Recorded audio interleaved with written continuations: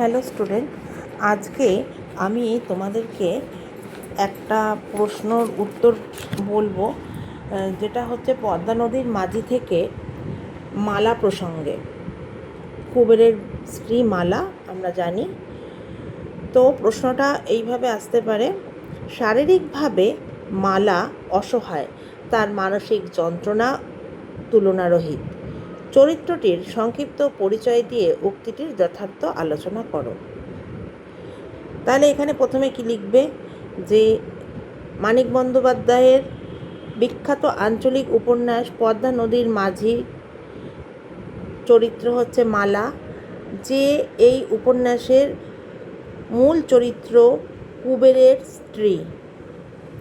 শারীরিকভাবে সে প্রতিবন্ধী, সে পঙ্গু। তারপর লিখবে তার সম্পর্কে এবং আলোচ্য উক্তিটির প্রাসঙ্গিকতা নিয়ে তার চরিত্রের বর্ণনা দিয়ে উক্তিটির যথার্থতা আলোচনা করা হলো। ঠিক আছে। 1 নম্বর পয়েন্ট করবে সামন্ততান্ত্রিক সমাজে পরনিন্দায়। সেখানে লিখবে মানিক বন্দ্যোপাধ্যায়ের পদ্মা নদীর মাঝি উপন্যাসের কুবেরের স্ত্রী মালা। কালাকুষ্টি কুবেরের ঘরে গোরাচাঁদ রাজপুত্র জননী হিসাবে মালার কদর বেড়ে ওঠার পরিবর্তে কিছুটা যেন খর্বই হয়েছে। সামন্ততান্ত্রিক জীবনের পাশাপাশি সমাজ জীবনে গোষ্ঠীচিন্তা ও একতার সুর একটি মাত্র শব্দেই ব্যঞ্জিত, তা হলো পরচর্চা ও পরনিন্দা। ছেলের ফর্সা রং নিয়ে তাই জেলেপাড়ায় মালার নামে কানাকানির শেষ নেই। আসলে মেজবাবুর আগমনকে কেন্দ্র করেই এই কুস্তা রটনা শুরু। আমরা বলেছি যে মেজবাবু অনন্তবাবু তিনি কিন্তু জেলে রমণীদের ঘরে যেতেন। কী উদ্দেশ্য? নিশ্চয়ই শুভ উদ্দেশ্য নয়, কিন্তু তিনি একবারই মালাদের ওখানে এসেছিল, সেখানে কুবের উপস্থিত ছিল, এরকম কোনো ঘটনা কিন্তু সেখানে ঘটেনি।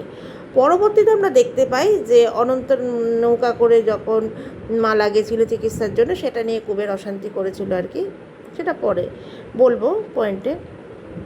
দেখো, শিক্ষিত সভ্য জগতের আলোকে শিক্ষা দীক্ষায় কেতুপুরের জেলে জীবনকে উন্নত করার জন্য একটা সময়ে জেলেপাড়ার ঘরে যাতায়াত করতেন অনন্তবাবু। শিক্ষা তো তারা পায়নি, জেলে মাঝিরা তার বদলে পেয়েছিল দুর্নাম। কথা উঠেছিল মেজবাবু জেলেপাড়ার ঘরে ঘরে রমণী দেখে বেড়াচ্ছেন। বোঝা গেল? দ্বিতীয় পয়েন্ট লিখবে দারিদ্র্য ও অসহায়তা।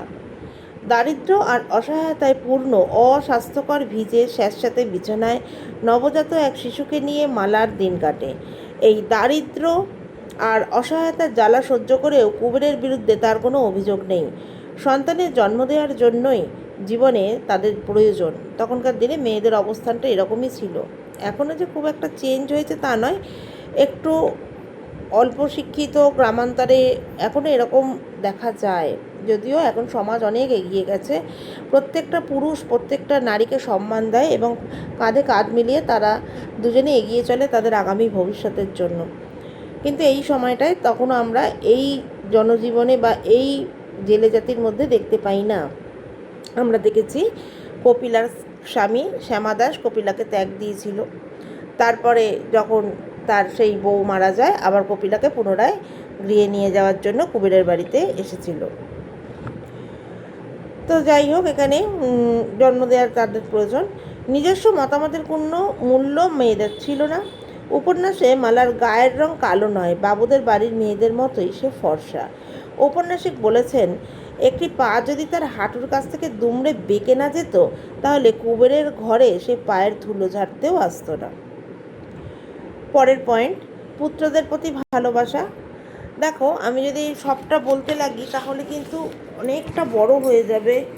আমরা দেখেছি কি অন্য জেলে রমণীরা কি করেছে, বড়দের ধরে আনা মাছ তারা আবার বাজারে বিক্রি করতে গেছে। মালা তো সেটা পারতো না, তাই জন্য মালা কী করতো, তার বাচ্চাদের সময় দিত। এবার বাচ্চারাও সে ঝামেলা পছন্দ করতো না, বাচ্চাদের আটকে রাখতে চাইতো, কিন্তু বাচ্চারা কি থাকে, তারা জেলেপাড়ার অন্য বাচ্চাদের সঙ্গে খেলতে যাওয়ার জন্য মালাকে আঁচড়ে কামড়ে বেরিয়ে যেত। মালার কিছু করার নেই।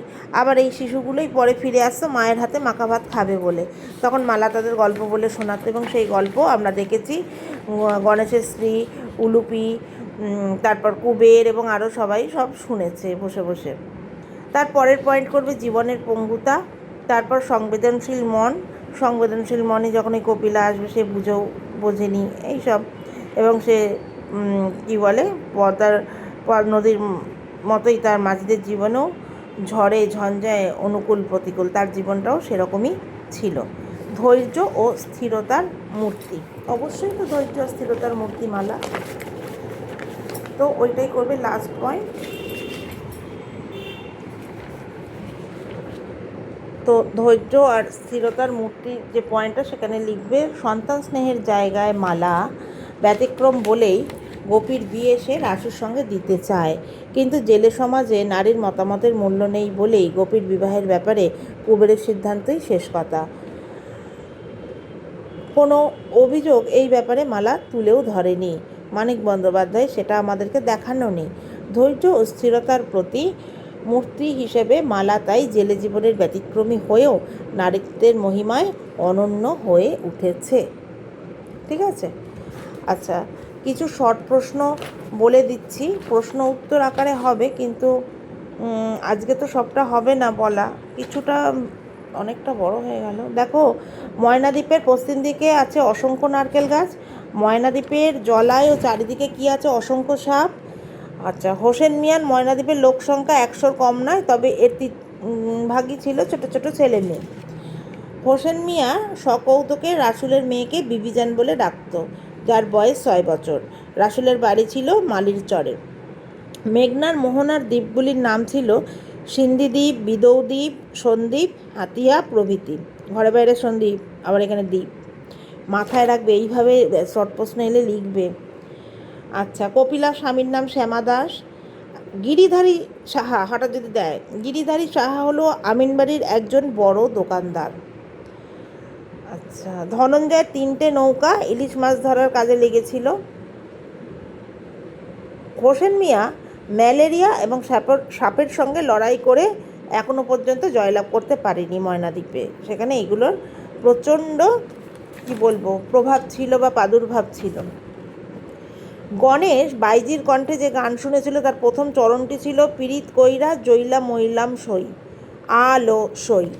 ঠিক আছে, এগুলো স্টাডি মেটেরিয়ালসে আছে, তোমাদের যদি লাস্ট মোমেন্টে কারোর কিছু দরকার লাগে জানিও।